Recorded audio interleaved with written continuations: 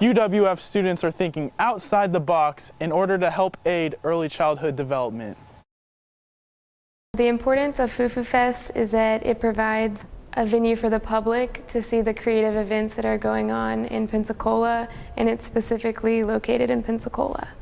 My partner Joseph Dempesa and I are doing a 3-day live mural installation, and it's hosted by the Pensacola Museum of Art with the initiative, I think it's called the 30 Million Words Initiative, and it encourages communication with early childhood development and stuff like that for parents. So we're doing a mural based on folk tales and oral tradition. With most projects such as this, you have to go through a process which involves writing a grant proposal and then also creating a rough draft for what you visually want to represent on the given space. So we are making a piece based on a Portuguese folktale, and basically we're translating Portuguese into English and incorporating like a multicultural take on oral tradition, and we're trying to encourage people to read to their kids at our mural specifically to kind of incorporate the theme of talking to your children and reading stories to your children and just embracing that concept. That's important to me because I feel that reading to children helps promote development, and it's been proven in so many studies that reading and communication early on in life promotes healthy development. So I think it'll really benefit society now and in the future. Selena McCain, as well as many other talented artists, will be featured in Fufu Fest in downtown Pensacola on Palafox Street up until November 13th. I'm Robert Maychek, reporting for Argo News.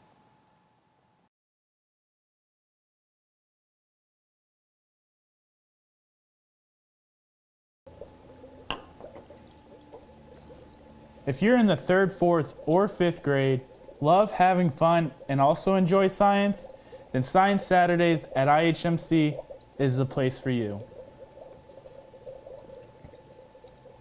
IHMC is the Institute for Human and Machine Cognition, and we do research related to computer science, robotics, and related fields that emphasizes how technology can be used to best support human capability.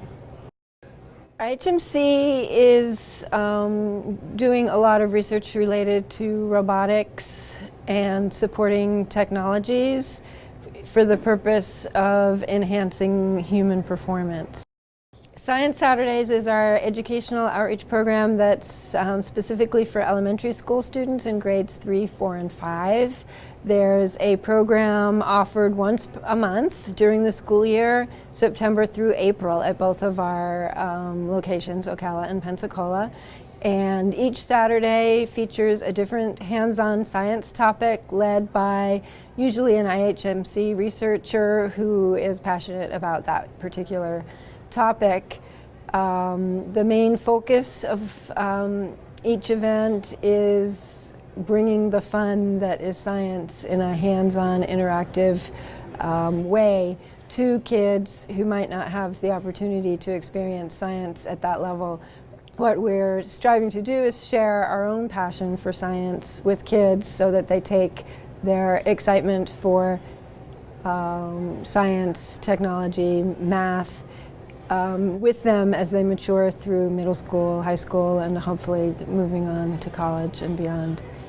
We are sponsored this year with our premier sponsor, Cox Communications, who is sponsoring all of our youth outreach at both IHMC locations, and we also have season sponsors at our Pensacola location for this school year, which include the Escambia County Sheriff's Office with law enforcement trust monies and Gulf Power.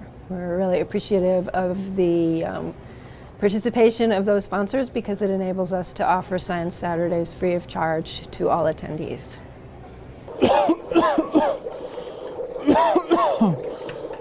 It's important to know what you're doing in the lab. And IHMC can teach you some very valuable information. If you want to find out more information, you can visit their website at ihmc.us. I'm Robert Maychek, reporting for Argo News.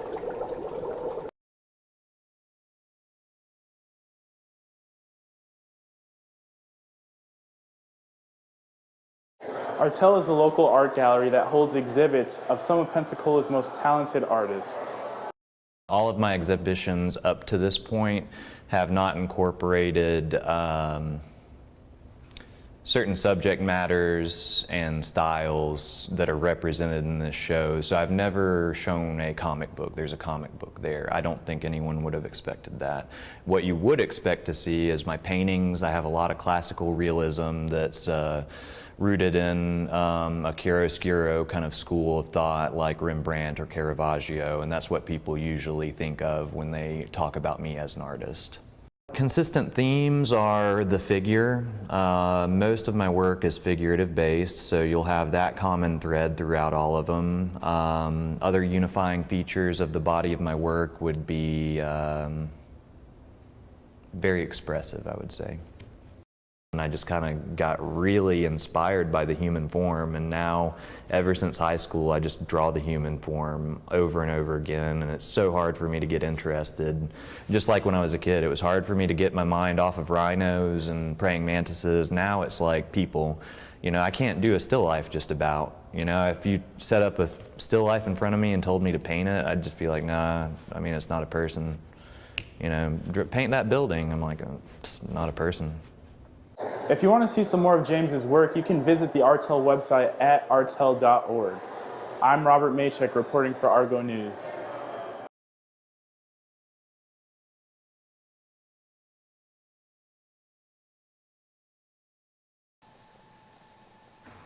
Coming straight from the earth, this material is used to create stunning ceramic pieces.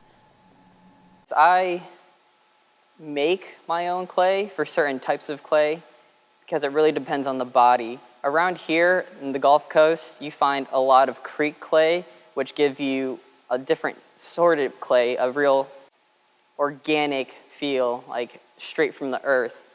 And the clay I make for sculptural work, I make a lot of porcelain. So that's what I make here in the studio with different compounds and a clay mixer over here. The biggest challenge in ceramics is timing itself, because it's a lot of waiting. You want to do ceramics in steps. So if you're trying to get the right consistency of how the water dries out of it, it's all about your timing. My favorite is the newest stuff I always make.